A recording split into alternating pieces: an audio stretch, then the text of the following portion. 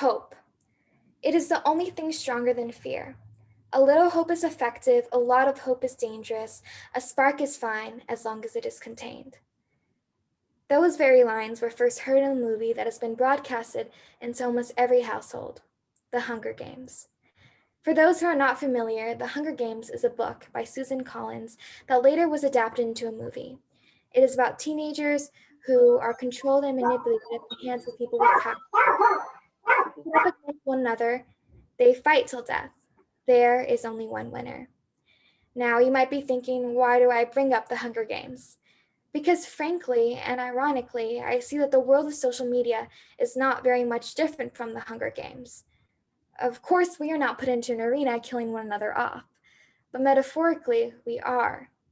Instead of the survival of the fittest, it is now the survival of the prettiest. We are the lab rats sent into this arena of media.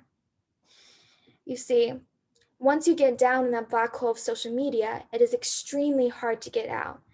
And I say that from firsthand experience.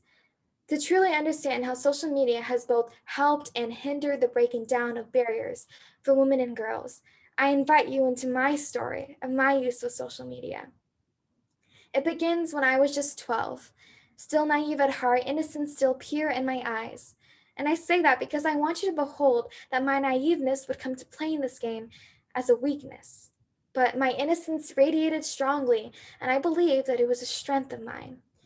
I held that innocence at the time because I was sheltered and protected, and I believed that there was no wrong in this world that let me believe in the good. So when my mom had suggested that it was the right time for me to get social media, I was ecstatic. The thought of being able to have my own freedom throughout these apps and being able to navigate them myself seemed incredible. I thought it would be amazing. How could it not? And right there was my first mistake, believing in something that would let me down in every way possible. And my second mistake was not realizing that this freedom I thought I would have would be a curse. I was exposed to too much in too little time, and the only one I was hurting was myself. And in reality, many young girls make these same very mistakes and are affected the same way I was. According to the Lancet Child and Adults in Health, girls are more negatively impacted by social media than boys. You see, it is hard because girls and young women are even more pressured on social media to look a certain way. A trend about a body type spreads like wildfire, and for me, it burned any confidence I had by the age of 13. But it is fair to say that I am not the only girl who has struggled through that. In fact, mentioned in an article by the King's University was a study by the Florida House Experience that was able to estimate that 87% of women, quote, compare their bodies to images they consume on traditional and social media, unquote. That is 87%. Like the Hunger Games, we are fighting to win. In this case, the most amount of likes and validation from strangers. All of this strengthens a barrier that women are just mere objects, and this has hindered the breaking down of that barrier. And I know for a fact that a young girl is capable of much more than just being an attractive object that social media has formed. Additionally, young women and girls have to face the barrier to leadership, and the media has displayed that a strong young girl who's assertive is bossy, but a strong young boy who's assertive is a leader. And that is simply false. The media needs to stop feeding these ideas into young women and girls, but they won't. So we must put our own stop to this. As a quote that I have previously mentioned from the Hunger Games reads, "Hope. It is the only thing stronger than fear." And I want to make it very clear that I don't fear the growing power of social media and the influence it has, because I have hope.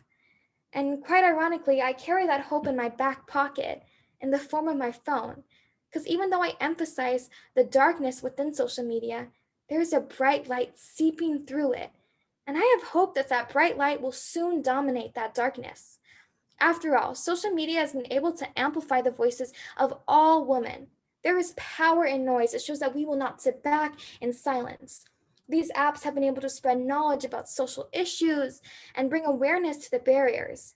And when more people are aware, they are more conscious of the things that are happening around them, and they begin to listen. Activism accounts have even started to chip away at these barriers that have been up for far too long. They show that there is not just one winner, unlike the Hunger Games. Rather, everyone wins when there is equality and there is unity.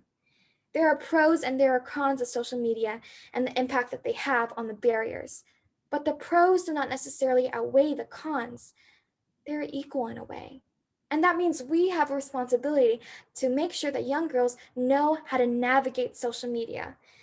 And over time, I hope that those very cons will dissipate. We cannot keep letting girls make the same mistakes that I did. Social media has both helped and hindered the breaking down of barriers, but not one more than the other. And you have seen firsthand by my story how social media can control and influence a young girl and how it overall strengthens the barriers. You see, we can take advantage of that control and influence, and we can use it to educate and spread awareness. We can change the game. All of us here right now are embodiments of hope, and we must stop the strengthening of barriers before it is far too late. As one of my favorite lines from the Hunger Games reads, "You don't forget the face of the person who was your last hope." Thank you.